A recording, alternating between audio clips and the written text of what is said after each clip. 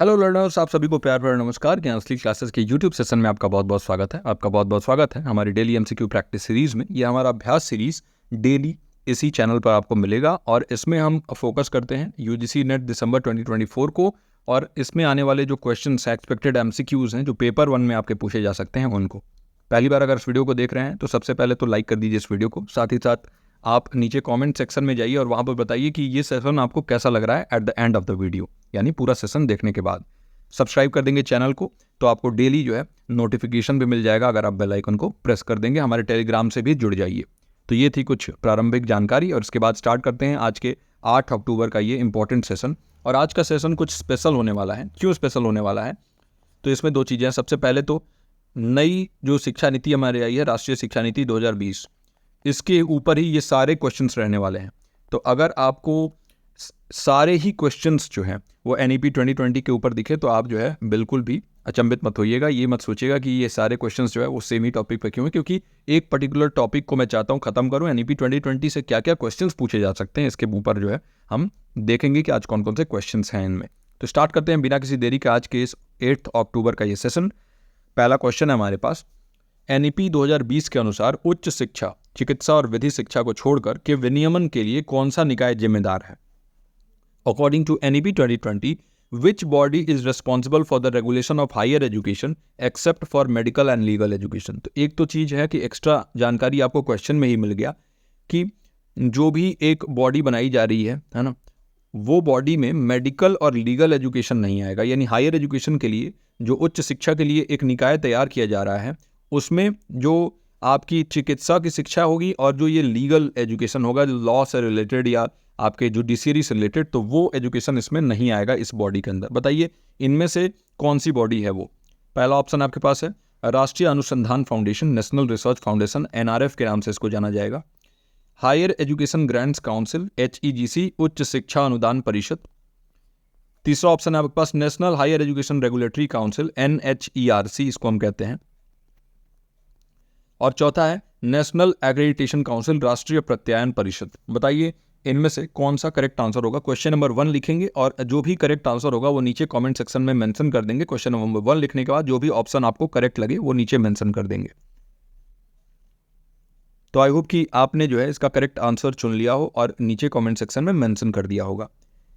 देखिए सबसे पहले हम डिस्कस करते हैं एनआरएफ को। तो देखिए नेशनल रिसर्च फाउंडेशन ये जो है फोकस करता है रिसर्च फंडिंग और रिसर्च कल्चर को प्रमोट करने के बारे में। और ये भी जो है आपकी एनईपी 2020 में ही बात हुआ है, लेकिन ये रिसर्च के ऊपर फोकस करता है। हायर एजुकेशन के ऊपर जो है वो कोई इसका वो नहीं है कि हाँ रेगुलेटरी पर्पज इसका है, तो ये तो नहीं होगा।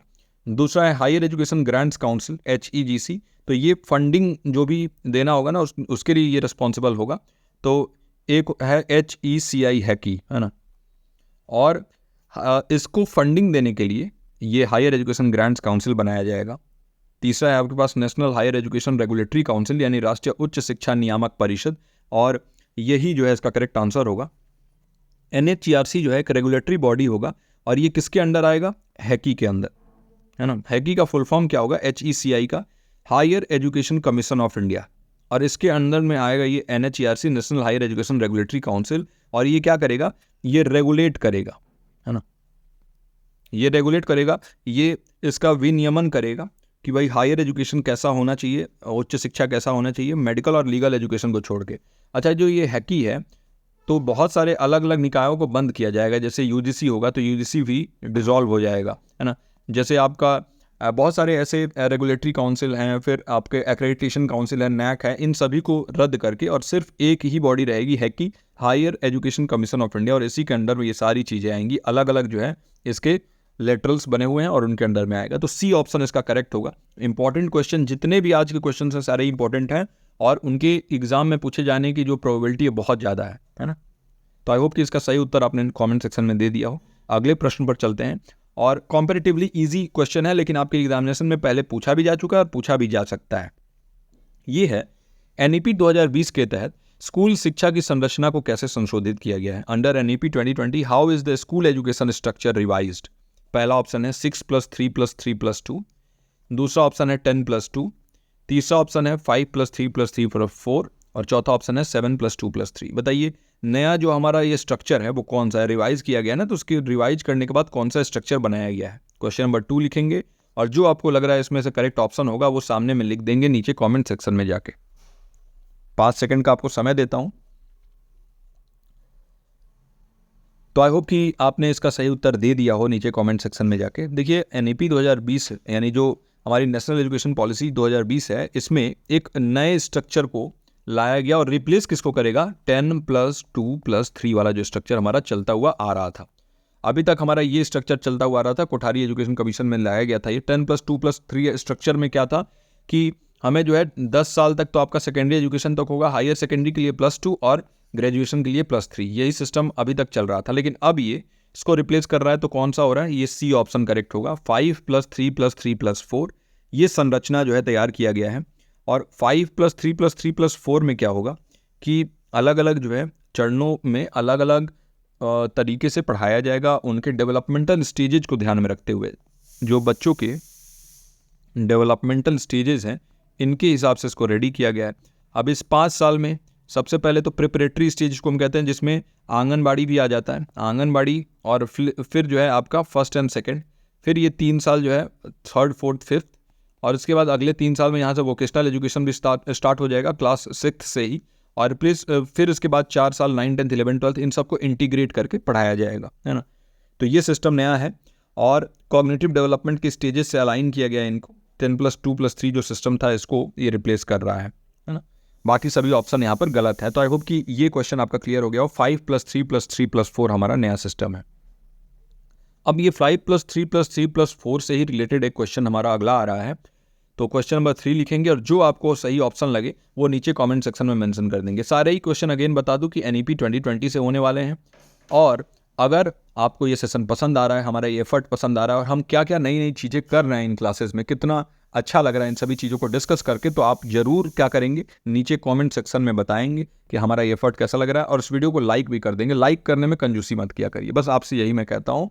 तो देखिए 5+3+3+4 संरचना में कौन सा चरण खेल आधारित और गतिविधि आधारित शिक्षा पर केंद्रित है। Which stage in the new 5+3+3+4 structure is focused on play based and activity based learning.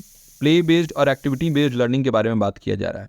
तो पहला है आपके पास सेकेंडरी स्टेज माध्यमिक स्तर, दूसरा है फाउंडेशनल स्टेज आधारभूत स्तर, तीसरा है प्रिपरेटरी स्टेज तैयारी स्तर, या फिर चौथा है मिडिल स्टेज मध्य स्तर। कौन सा स्टेज होगा जो प्ले बेस्ड और एक्टिविटी बेस्ड लर्निंग के ऊपर फोकस करता है। हम यहाँ पर बात कर रहे हैं प्ले बेस्ड और एक्टिविटी बेस्ड लर्निंग के बारे में। तो देखिए जो इसका करेक्ट आंसर होगा, आई होप कि नीचे आपने कमेंट सेक्शन में लिख दिया हो, है ना, वो होगा बी, फाउंडेशनल स्टेज, है ना। फाउंडेशनल स्टेज यानी आधारभूत स्तर। फाउंडेशनल स्टेज NEP 2020 में क्या होता है, तो देखिए 3 साल 3 ईयर्स जो है इसको हम कहते हैं प्री प्राइमरी एजुकेशन, और फिर आता है ग्रेड 1 एंड 2, है ना, ग्रेड 1 एंड 2 2 ग्रेड। तो जैसे ये 5+3+3+4 जो हमारा सिस्टम है, इसमें ये जो 5 साल है इसमें से 3 साल तो आप जो है प्री प्राइमरी स्टेज, जो कि आप आंगनबाड़ी जो केंद्र है वहाँ पर ये शिक्षा दिया जाएगा, फिर 2 साल 1 एंड 2 आ जाता है। तो ये इसको हम कहते हैं क्या, फाउंडेशनल स्टेज, है ना। और इसमें फोकस होता है प्ले बेस्ड और एक्टिविटी बेस्ड लर्निंग में। बच्चा जो है वो खेल कूद से सीखता है, अपने पास के जो चीज़ें हैं उनसे सीखता है, व्यवहारिक ज्ञान लेता है और उसको सिखाया कैसे जाता है। आपने देखा होगा ना, जैसे प्ले स्कूल में बच्चा जाता है तो बहुत बड़े बड़े ऐसे डाइस पड़े हुए हैं। अब एक उस डाइस पे कहीं 1 लिखा है, इस साइड 2 लिखा है, इस साइड 3 लिखा है, कहीं 4 लिखा है। वैसे ही जो है एक एप्पल के शेप का जो है यहाँ पर पड़ा हुआ है, शेप पड़ा हुआ है, उसमें एप्पल बना हुआ है और उस पर एप्पल लिखा भी हुआ है। तो ऐसे बच्चे खेल कूद से कनेक्ट कर करके चीज़ों को और सीखते हैं। तो ये जो है आपका फाउंडेशनल स्टेज में होता है। सेकेंडरी स्टेज फोकस करता है मल्टी डिसिप्लिनरी और सब्जेक्ट स्पेसिफिक लर्निंग पे, ये जो माध्यमिक स्तर है। प्रिपरेटरी स्टेज ये फोकस करता है डिस्कवरी और इंटरैक्टिव लर्निंग पे, प्ले बेस्ड नहीं होता है। वही मिडिल स्टेज फोकस करता है कि अनुभवात्मक जो शिक्षा है, एक्सपीरियंशियल लर्निंग है, उसके ऊपर। तो बी इसका करेक्ट आंसर हो जाएगा। आई होप कि आपने क्वेश्चन नंबर 3 का करेक्ट आंसर दे दिया हो। अब हमारा अगला प्रश्न है प्रश्न number 4। How many seats are reserved for economically weaker section in private schools under NEP 2020। बताइए जो हमारी राष्ट्रीय शिक्षा नीति 2020 है, इसमें निजी स्कूलों में आर्थिक रूप से कमजोर वर्ग जो EWS बोलते हैं, इनके लिए कितनी सीटें आरक्षित की गई हैं। पहला ऑप्शन है आपके पास 15%, दूसरा ऑप्शन है आपके पास 20%, तीसरा ऑप्शन है 25% और चौथा ऑप्शन है 30%। क्वेश्चन नंबर 4 लिखेंगे और जो आपको इसमें से करेक्ट आंसर लगता है वो नीचे कमेंट सेक्शन में जाके मेंशन कर देंगे कि सर ये है इसका करेक्ट आंसर। मैं सभी कमेंट्स को देखता हूँ और सबको एनालाइज करता हूँ, देखता हूँ आपने कितने लोगों ने जो है कमेंट किया है, कितने लोग लगातार जो है वो एक्टिव रहते हैं इन क्लासेस में। और ये समझ लीजिए कि अगर आप इन क्लासेस को लगातार कर रहे हैं तो आप अग्रसर हैं बहुत ही बेहतरीन स्कोर करने के लिए। और आप देखेंगे कि पेपर 1 में आपका स्कोर क्या रहता है ना, बहुत अच्छा स्कोर होने वाला है। तो आई होप कि नीचे कमेंट सेक्शन में जाके आपने लिख दिया हो और जो इसका करेक्ट आंसर होगा, और चूंकि ये फैक्चुअल क्वेश्चन है तो ज़्यादा समय नहीं लेते हुए, सी जो है 25% सीट्स जो है ये रिजर्व किया गया है उन स्टूडेंट्स के लिए जो इकोनॉमिकली वीकर सेक्शन यानी आर्थिक रूप से कमजोर वर्ग के हैं, और प्राइवेट स्कूल में इनके लिए ये रिजर्व किया गया है। गवर्नमेंट स्कूल के बारे में बात नहीं कर रहे हैं हम यहाँ पर, प्राइवेट स्कूल के बारे में बात कर रहे हैं। और ये इंक्लूसिव एजुकेशन का जो पार्ट है यानी समावेशी शिक्षा जो है इसको बढ़ावा दिया जा रहा है, और इसी का पार्ट है ये आपका 25% reservation in the private schools for economically weaker section students, है ना। 15, 20 और 30% जो है ये तीनों ही गलत इसका उत्तर होगा। तो आई होप कि इसका सही उत्तर आपने दिया हुआ हो, है ना। हमारे जो बैच में क्लासेस चल रही हैं ना उससे भी काफ़ी अलाइन करके मैं इन क्लासेस को ले आता हूँ, ताकि अगर आप बैच में एनरोल्ड हो तो आपका प्रैक्टिस यहाँ पर होता रहे। बैच में आप जो है थ्योरी पढ़ रहे हैं, यहाँ पर आप प्रैक्टिस करिए। तो चीज़ें बहुत सिस्टमेटिक तरीके से चलाने की कोशिश है मेरी तरफ से। हमारा अगला प्रश्न है, निम्नलिखित में से कौन सा उच्च शिक्षा आयोग का हिस्सा नहीं है? Which of the following is not a component of the higher education commission of India, जिसे हम हैकी के नाम से जानते हैं, higher education commission of India. देखिए, higher education commission of India के बारे में अगर हम बात करें तो कई सारे अलग अलग निकायों को बंद करके और एक सिंगल बॉडी बनाया जा रहा है जिसे हम कह रहे हैं उच्च शिक्षा आयोग, है ना, higher education commission of India. और इनमें जो है ये 4 वर्टिकल्स होंगे और इन 4 वर्टिकल्स में सभी चीज़ें आ जाएंगी, एक्रेडिटेशन से लेके, है ना, एक्रेडिटेशन से लेके रेगुलेशन से लेके फंडिंग से लेके सारी चीज़ें जो है कवर हो जाएंगी, जो यूजीसी, नैक, अलग अलग बॉडीज़ जो है वो कवर करती हैं। तो निम्नलिखित में से कौन सा उच्च शिक्षा आयोग का हिस्सा नहीं है? पहला है आपके पास option national higher education regulatory council यानी NHERC हो गया ये आपका, NHERC। दूसरा है higher education grants council, HEGC, है ना। तीसरा है आपके पास नेशनल एक्रेडिटेशन काउंसिल, NAC। और चौथा है नेशनल टेस्टिंग एजेंसी, NTA। बताइए इनमें से कौन सा हिस्सा नहीं है higher education commission of India का? तो देखिए, जो इसका करेक्ट आंसर होगा वो आप नीचे कमेंट सेक्शन में मेंशन करेंगे, क्वेश्चन नंबर 5 लिखेंगे, और जो भी इसका करेक्ट आंसर आपको लग रहा है नीचे कमेंट सेक्शन में दीजिए। आपको 5 सेकंड में देता हूं, उसके बाद डिस्कस करते हैं इसका सही उत्तर। देखिए, जो इसका सही उत्तर होगा वो होगा NTA, डी। NTA जो है वो पार्ट नहीं है आपके higher education commission of India के। और वही अगर हम बात करें NHERC और HEGC और NAC, ये तीनों ही पार्ट हैं। NHERC क्या करेगा? ये रेगुलेशन का काम करेगा। HEGC जो है ये ग्रांट्स वाला काम करेगा जो UGC अभी करता है। फिर एक्रेडिटेशन के लिए NAC को जो है ये लेटरल बनाया गया है। तो अलग अलग लेटरल्स हैं, और NTA जो है ये इसके अंडर में नहीं आएगा, नेशनल टेस्टिंग एजेंसी जो है इसके अंडर में नहीं आएगा। तो ये इसका करेक्ट आंसर हो जाएगा। हमारा प्रश्न नंबर 6 है, राष्ट्रीय शिक्षा नीति 2020 के अनुसार मातृभाषा में शिक्षा किस कक्षा तक देने की सिफारिश की गई है? बहुत ही अच्छा क्वेश्चन, इंपॉर्टेंट क्वेश्चन है और आ सकता है आपके एग्जामिनेशन में। तो क्वेश्चन नंबर 6 लिखेंगे, जो इसका करेक्ट आंसर लग रहा है वो नीचे आप कमेंट सेक्शन में मेंशन कर देंगे। अगर आप हमारे बैच में एनरोल्ड हैं और क्लासेस ले रहे हैं रेगुलरली, तो ये भी आपको पता चल गया होगा कि किस ग्रेड में, मैंने आपको बताया हुआ था कि किस ग्रेड तक जो है रिकमेंडेशन ये आ रहा है ना, मदर टंग में। तो आई होप कि इसका करेक्ट आंसर आपने नीचे कमेंट सेक्शन में जाके मेंशन कर दिया, और मैं आपको समझा भी देता हूँ। देखिए, NEP 2020 यानी जो हमारी राष्ट्रीय शिक्षा नीति 2020 आई है, इसने जोर डाला है टीचिंग पे मदर टंग, यानी कि आप मातृभाषा में बच्चों को पढ़ाइए, है ना, मदर टंग और रीजनल लैंग्वेज, या तो आप क्षेत्रीय भाषा में पढ़ाइए। क्योंकि बच्चे क्या हैं कि छोटे हैं, तो उनको अब एक बर्डन ना रहे कि नए लैंग्वेज में पढ़ रहे हैं और चीज़ों को समझ ही नहीं पा रहे हैं। तो ग्रेड 5 और ग्रेड 8 में यहाँ कन्फ्यूजन हो सकता है ना, ग्रेड 3 और ग्रेड 10 तो होगा ही नहीं। ग्रेड 5 और ग्रेड 8 में क्यों कन्फ्यूजन हो सकता है और इसका करेक्ट आंसर होगा क्या? तो देखिए, करेक्ट आंसर तो होगा ग्रेड 5, है ना। ग्रेड 5 तक बात किया गया है कि अप टू ग्रेड 5 जो है टीचिंग जो है वो मदर टंग में या रीजनल लैंग्वेज में दिया जाए, लेकिन प्रेफरेबली यानी अगर संभव हो तो ग्रेड 8 तक भी किया जाए। अगर संभव ना हो तो 5 तक ही करिए, क्लास 5 तक ही करिए, लेकिन अगर संभव हो तो ग्रेड 8 तक जो है ये मदर टंग में जो है आप शिक्षा दीजिए, यही जो है यहाँ पर बताया गया है। वही अगर ग्रेड 3, ग्रेड 10 के बारे में बात करें तो ये तो बिल्कुल भी जो है नहीं होगा। तो इसका सही उत्तर होगा ग्रेड 5। ग्रेड 5 मेंशन है और प्रेफरेबली टिल ग्रेड 8 जो है ये एक ऑप्शन दे दिया गया है। तो क्वेश्चन नंबर 6 है ये, इसका करेक्ट आंसर होगा बी। आई होप कि आपने इसका सही उत्तर दिया। अब हम चलते हैं प्रश्न नंबर 7 पे। हमारा प्रश्न नंबर 7 है, राष्ट्रीय शिक्षा नीति 2020 के अनुसार शिक्षा में प्रौद्योगिकी के उपयोग को बढ़ावा देने के लिए निम्नलिखित में से कौन सा संगठन स्थापित किया जाएगा? Which of the following organization will be established to promote the use of technology in education as per National Education Policy 2020?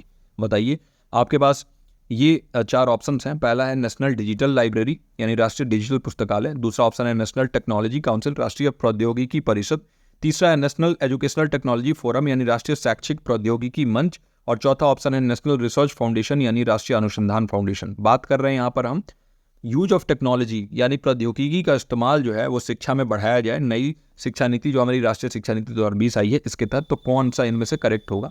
Question number 7 लिखेंगे और जो भी सही ऑप्शन आपको लग रहा है नीचे कमेंट सेक्शन में जाके मेंशन कर देंगे। आपने NEP 2020 अच्छे से पढ़ा होगा तो आपको पता होगा, नहीं पढ़ा होगा तो इन 10 प्रश्नों में आपका पूरा राष्ट्रीय शिक्षा नीति 2020 जो है वो कवर होने वाला है और अच्छे से रिवीजन होने वाला है। हमारा ये एफर्ट अगर आपको अच्छा लग रहा है तो काइंडली इस वीडियो को लाइक कर दीजिए और साथ ही साथ जरूर अपने फीडबैक दिया करिए। अभी का अभी कमेंट सेक्शन में लिख दीजिए कि ये क्लास जो है आपके लिए कैसा रहा, हेल्पफुल रहा या नहीं रहा। डेली जो है मैं ये बात इसीलिए कहता हूँ क्योंकि मुझे मोटिवेशन मिलता है और साथ ही साथ जो भी लोग इन वीडियोस को देखेंगे उनको भी पता चलेगा कि हाँ क्वालिटी कंटेंट मिल रहा है यहाँ पर। तो आई होप कि इसका सही उत्तर आपने दे दिया हो। देखिए, अगर हम बात करें प्रश्न नंबर 7 के सही उत्तर के बारे में तो ये होगा आपका सी, नेशनल एजुकेशनल टेक्नोलॉजी फोरम, है ना, NETF के नाम से इसको जाना जाएगा। और इसको इस्टेब्लिश करने के बारे में बात किया गया है, प्रपोज किया गया है ना, ऐसा प्रपोज किया गया है कि इसको इस्टेब्लिश किया जाएगा। और ये क्या करेगा? एक्सचेंज ऑफ आइडियाज़, एग्जैक्टली जैसा लिखा हुआ है डॉक्यूमेंट में वैसा बता रहा हूँ, and best practices regarding use of technology in education. ये कैसे प्रौद्योगिकी का इस्तेमाल जो है शिक्षा में होगा, इसके लिए NETF को प्रपोज किया गया है। वही अगर हम बात करें इनकरेक्ट ऑप्शंस की तो नेशनल डिजिटल लाइब्रेरी, देखिए डिजिटल रिपोजिटरी है ये टेक्नोलॉजी फोरम से रिलेटेड नहीं है। नेशनल टेक्नोलॉजी काउंसिल ये NEP 2020 का पार्ट नहीं, और NRF जो है ये रिसर्च पे फोकस करेगा, national research foundation technology in education पर नहीं। तो इसका सही उत्तर होगा ऑप्शन नंबर 3 या C, national educational technology forum राष्ट्रीय शैक्षिक प्रौद्योगिकी मंच। अब हम बढ़ते हैं अपने अगले प्रश्न पर। प्रश्न नंबर 8 है, राष्ट्रीय शिक्षा नीति 2020 के अनुसार राष्ट्रीय अनुसंधान foundation NRF, national research foundation किसको बढ़ावा देने का उद्देश्य रखता है? ये किसको एम करता है प्रमोट करने के बारे में? जो NRF है, नेशनल रिसर्च फाउंडेशन है। बताइए NEP 2020 के अनुसार। पहला ऑप्शन है आपके पास वोकेशनल एजुकेशन यानी व्यावसायिक शिक्षा, दूसरा ऑप्शन है आपके पास हायर एजुकेशन रिसर्च यानी उच्च शिक्षा अनुसंधान, तीसरा ऑप्शन है प्राथमिक शिक्षा गुणवत्ता यानी प्राइमरी एजुकेशन क्वालिटी, या फिर चौथा ऑप्शन है एजुकेशनल टेक्नोलॉजी यानी शैक्षिक प्रौद्योगिकी। तो नेशनल रिसर्च फाउंडेशन से हम एम कर रहे हैं किस चीज़ को प्रमोट करने के बारे में? नाम से ही समझ में आ रहा है, फिर भी क्वेश्चन नंबर 8 लिखेंगे और नीचे कमेंट सेक्शन में मेंशन करेंगे कि इसका सही उत्तर क्या होगा आपके हिसाब से। देखिए, जो इसका सही उत्तर होगा, NRF जो है ना ये एम करता है क्या? प्रमोटिंग एंड फंडिंग रिसर्च यानी अनुसंधान को प्रमोट करना, बढ़ावा देना और फंड करना किसके लिए? उच्च शिक्षा के लिए, हायर एजुकेशन के लिए। हायर एजुकेशन इंस्टीट्यूशंस जो है अलग अलग डिसिप्लिन्स में रिसर्च को और बढ़ावा दें और ज़्यादा फॉस्टर करे रिसर्च, इंडिया का जो रिसर्च क्वालिटी है वो बेहतर हो, गुणवत्ता बेहतर हो। इसी के लिए NRF का जो है यहाँ पर इस्टेब्लिशमेंट हो रहा है और इसका एम यही है ना। तो वोकेशनल एजुकेशन यानी व्यावसायिक शिक्षा से इसका कोई मतलब नहीं है, ये वोकेशनल एजुकेशन इनिशिएटिव के जरिए अलग से मैनेज किया जाएगा। हायर एजुकेशन रिसर्च जो है यही इसका करेक्ट आंसर होगा, B। वही बात करें अगर हम प्राइमरी एजुकेशन क्वालिटी की तो डायरेक्टली NRF का फोकस ये नहीं होता है और ना ही आप जो है ना डायरेक्टली देखते हैं एजुकेशनल टेक्नोलॉजी से रिलेटेड NRF। इसके लिए एजुकेशनल टेक्नोलॉजी के लिए अभी हमने पढ़ा था NETF यानी नेशनल एजुकेशनल टेक्नोलॉजी फ्रेमवर्क जो है ये इसके लिए जिम्मेदार है। तो B ऑप्शन इसका सही उत्तर होगा 8वें प्रश्न का दूसरा ऑप्शन यानी B option, higher education research उच्च शिक्षा अनुसंधान। अब हम बढ़ते हैं अपने अगले प्रश्न पर, और यहाँ तक इस वीडियो को अगर आपने देखा है तो आप जो है बहुत ही फोकस्ड हैं और आप जो है ये मान के चलिए कि और जितना भी कंपटीशन है उससे आगे बढ़ने वाले हैं। क्योंकि देखिए कंपटीशन करता क्या है, कुछ लोग हैं जो आएंगे आके और सिर्फ चाहते हैं कि उनको न्यूज़ दिया जाए, सिर्फ चाहते हैं कि कुछ मसाला मिल जाए। मसाले से जो है आप JRF नहीं क्लियर करने वाले हैं। मैं भी चाहूँ तो 10 वीडियो रोज़ चैनल पर डाल सकता हूँ कि रिजल्ट क्यों नहीं आ रहा है, क्यों आज आएगा, कल आएगा, क्या होगा क्या नहीं होगा, और व्यूज़ ले सकते हैं। ऑथेंटिक चीज़ें अब हमने यही डिसाइड किया कि जब ऑथेंटिक चीज़ें पता रहेंगी, जब न्यूज़ पता रहेगा तभी हम देंगे।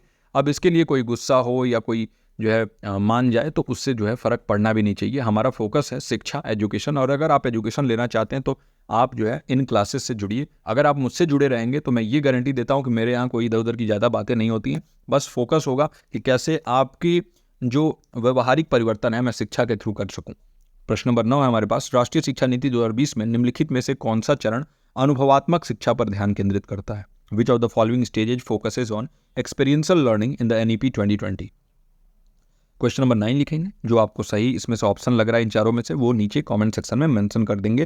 पहला है फाउंडेशनल स्टेज यानी आधारभूत स्तर, दूसरा है प्रिपरेटरी स्टेज यानी तैयारी स्तर, तीसरा है मिडिल स्टेज यानी मध्य स्तर, और चौथा है सेकेंडरी स्टेज यानी माध्यमिक स्तर। तो ये तो हमें पता चल गया कि NEP 2020 में इन चारों स्टेजेज के बारे में बात हुआ है।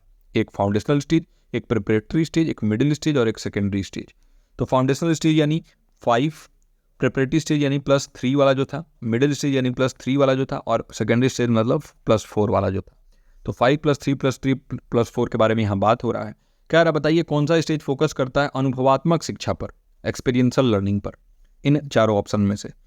तो 5 सेकंड देता हूँ, आप नीचे कमेंट सेक्शन में जाइए और जाके जो भी आपको सही उत्तर लग रहा है वो लिख दीजिए। देखिए इसका जो सही उत्तर होगा वो होगा सी, मिडिल स्टेज। मिडिल स्टेज मतलब आपका जो है 3 साल का ये स्टेज होगा, 6 to 8 ग्रेड, 6 to 8 इसमें कवर होगा, 6, 7, 8 है ना। और इसका फोकस रहेगा किस चीज़ पे? अनुभवात्मक शिक्षा, एक्सपीरियंशियल लर्निंग के ऊपर। और इसमें बढ़ावा दिया जाएगा जो भी शिक्षार्थी हैं उनको कि वो प्रैक्टिकल एक्टिविटीज़ के थ्रू चीज़ों को समझें, व्यवहारिक जो है अलग अलग प्रक्रियाएं करके और चीज़ों को समझें प्रैक्टिकल एक्टिविटीज़ के थ्रू और एक्सपीरियंस के थ्रू, अनुभव के थ्रू, है ना।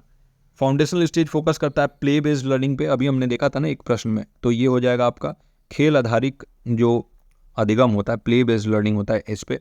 प्रेपरेटरी स्टेज फोकस करता है डिस्कवरी और इंटरैक्टिव लर्निंग पे, डिस्कवरी और इंटरैक्टिव लर्निंग पे, इंटरैक्ट करके सीखने पे, कुछ डिस्कवर करने पे। सेकेंडरी स्टेज फोकस करता है मल्टी डिसिप्लिनरी स्टडीज पे, है। मल्टी डिसिप्लिनरी स्टडीज मतलब क्या हो गया कि अलग अलग डिसिप्लिन्स, जिसे हम कहते हैं कि बहु विषयक शिक्षा, मल्टी डिसिप्लिनरी स्टडीज़ जो हैं इनके ऊपर फोकस है सेकेंडरी स्टेज। और इसमें आ जाएगा आपका 9th, 10th, 11th और 12th, ये सेकेंडरी स्टेज में आ जाएगा।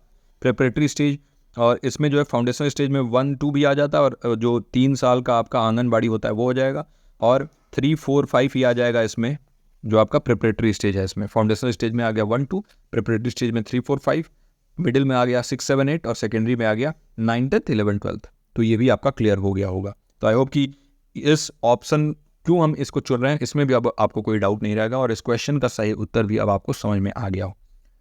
तो चलिए अब चलते हैं हम आज के अपने आखिरी प्रश्न पर। आई होप कि राष्ट्रीय शिक्षा नीति 2020 के सारे ही आपके डाउट्स अब क्लियर हो गए हों। और भी कोई डाउट होगा तो आप ज़रूर नीचे कमेंट सेक्शन के माध्यम से पूछ सकते हैं, और उसको रिजॉल्व करने की जिम्मेदारी मेरी है। राष्ट्रीय शिक्षा नीति 2020 के अनुसार बैचलर की डिग्री की न्यूनतम अवधि कितनी है? What is the minimum duration for a bachelor's degree as per NEP 2020? ये आपका आखिरी प्रश्न है आज का, प्रश्न नंबर 10। तो लिखेंगे क्वेश्चन नंबर 10, और जो भी आपको इसका सही उत्तर लगेगा वो नीचे कमेंट के माध्यम से अपने जो भी उत्तर है उसको हम तक पहुंचाएंगे। इसका पहला ऑप्शन है 2 वर्ष यानी 2 ईयर्स, सेकेंड ऑप्शन है 3 वर्ष यानी 3 ईयर्स, थर्ड ऑप्शन है आपके पास 4 ईयर्स यानी 4 वर्ष, और फोर्थ ऑप्शन है आपके पास 5 ईयर्स यानी 5 वर्ष। बताइए कि मिनिमम ड्यूरेशन क्या होनी चाहिए बैचलर डिग्री की? राष्ट्रीय शिक्षा नीति 2020 में क्या बताया गया है कि बैचलर की डिग्री की न्यूनतम अवधि कितनी होगी, है ना। तो एक चीज़ हमें ये पता है कि जो हमारी जो बैचलर डिग्री है तो इसमें अब क्रेडिट बेस्ड सिस्टम आ गया है ना, क्रेडिट सिस्टम। ये भी चीज़ें कुछ छूटी हुई थी तो मैं आपको यहाँ बता देता हूँ। और क्रेडिट सिस्टम के लिए यहाँ पर ABC academic bank of credit जो है इस्टेब्लिश किया गया है, और अभी तक आपकी ABC ID बन भी गई होगी, मुझे जहाँ तक अंदाजा है, क्योंकि ये सभी यूनिवर्सिटीज़ ने जो है लागू कर दिया है। और ABC ID में क्या होगा कि आपके जितने भी क्रेडिट्स हैं वो स्टोर होंगे, एक बैंक की तरह है, उसका फुल फॉर्म होता है एकेडमिक बैंक ऑफ क्रेडिट, है ना। और एकेडमिक बैंक ऑफ क्रेडिट में आपके सारे क्रेडिट स्टोर होंगे, और अगर आप कोई कोर्स ले रहे हैं या फिर कोई भी जो है आप नए डिग्री प्रोग्राम में दाखिला ले रहे हैं और वहाँ पर अगर आपके उसी क्रेडिट के रिलेटेड अगर आप कुछ पढ़ाई कर रहे हैं तो आप उस क्रेडिट को यूज़ करके और पर्टिकुलर किसी सब्जेक्ट को स्किप भी कर सकते हैं आगे, है ना। तो ये आपके एकेडमिक बैंक ऑफ क्रेडिट का फ़ायदा है। तो अब क्या हो रहा है ना कि ये ग्रेड सिस्टम आ चुका है, यानी SGPA आता है सेमेस्टर ग्रेड के लिए, और CGPA आता है आपका जो भी ओवरऑल ग्रेड बनता है उसके लिए। और अब बैचलर डिग्री के बारे में जो बात करें तो आई होप कि आपने नीचे मेंशन कर दिया हो मिनिमम ड्यूरेशन। तो मिनिमम ड्यूरेशन जो हो गया है वो हो गया है आपका क्या 3 ईयर्स, है ना। तो 3 साल जो है वो मिनिमम ड्यूरेशन होगा बैचलर डिग्री का, और 4 ईयर डिग्री विद रिसर्च जो है ये भी अवेलेबल कराया गया है। तो इसका तो सही उत्तर 3 ईयर्स होगा, लेकिन एक नया सिस्टम भी आ गया है 4 ईयर्स, किस चीज़ के साथ? रिसर्च के साथ। यानी आप रिसर्च के साथ भी 1 साल का आपको रिसर्च कराया जाएगा, और इसके साथ अगर डिग्री को पूरा करना चाहते हैं तो 4 साल, 2 साल का तो भाई डिप्लोमा ऑफर होगा, है ना, डिग्री नहीं होगी। 5 साल जो है ये कुछ कुछ स्ट्रीम्स में अवेलेबल होंगे, है ना। और जैसे ITEP होगा, इंटीग्रेटेड टीचर एजुकेशन प्रोग्राम, ये भी NEP 2020 में इसके बारे में बात किया गया, NEP 2020 में, राष्ट्रीय शिक्षा नीति 2020 में, कि भाई BEd और BTC को रिप्लेस कर देगा ये ITEP, integrated teacher education programme. और 12th के बाद ही अब आपको चुनना होगा कि आप टीचर बनना चाहते हैं कि नहीं, और उसके लिए 4 साल का ये प्रोग्राम होगा ITEP, 4 साल से जो है कम ड्यूरेशन का। अगर आप आगे BEd वगैरह करना चाहेंगे तो आप पर्टिकुलर मास्टर्स किए रहेंगे, उसके बाद ही आपको 2 साल का वो करने को मिलेगा, है ना। तो ये ITEP का फ़ायदा है। तो इस पर्टिकुलर क्वेश्चन का सही उत्तर होगा 3 ईयर्स, और उसमें भी 6 सेमेस्टर्स, हम अगर सही तरीके से बोलें तो 6 सेमेस्टर्स, 6 सेमेस्टर जो है होंगे, और ये सेमेस्टर्स 6-6 महीने पे होते हैं। और इससे ना हमें एक कॉम्प्रिहेंसिव इवैल्यूएशन करने का मौका मिलता है, हॉलिस्टिक डेवलपमेंट यानी सर्वांगीण विकास के तरफ हम जा रहे हैं राष्ट्रीय शिक्षा नीति के। ये कुछ फ़ायदे हैं। तो आई होप कि ये सारे ही क्वेश्चंस आपके सही हुए हों, और कितने क्वेश्चन सही हुए हैं नीचे कमेंट सेक्शन में जाके मेंशन कर देंगे। और यहाँ पर सारे ऑप्शंस मैंने लिख दिया है, जो भी ऑप्शन यहाँ पर करेक्ट होगा वो यहाँ पर मैंने मेंशन कर दिया है। तो आप जो है अगर बाद में PDF मिलेगा तो वहाँ पर भी आपको प्रैक्टिस करने में आसानी रहेगी। चलिए इस वीडियो में यहीं तक, यहाँ तक अगर इस वीडियो को देखा है तो अपने आप को बधाई दीजिए, क्योंकि आप वाकई बधाई पात्र हैं। देखिए इतने लंबे ड्यूरेशन तक वीडियो को देखना और अपने अटेंशन को पढ़ाई के ऊपर केंद्रित करना बहुत ही जो है बड़ी बात है। आजकल लोग सिर्फ आते हैं, कमेंट करके चले जाएंगे, रिजल्ट नहीं आया, ये नहीं आया, और जब पढ़ाई करने का समय आएगा और ख़राब रिजल्ट आएगा तो ये चीज़ें जो है ना मैच नहीं कर पाते हैं। तो बस आप यही करिए, डेली इन प्रैक्टिस सेशन से जुड़िए और अपने आप को और बेहतर बनाइए, दूसरों से अलग बनाइए, तभी जाके आप जो है ना इस JRF की भीड़ में कुछ अलग करके निकलेंगे। चलिए तो इस वीडियो में यहीं तक, मैं मिलता हूँ आपसे अगले प्रैक्टिस सेशन में। टिल देन आप अपना और अपनों का ख्याल रखिए। नमस्कार।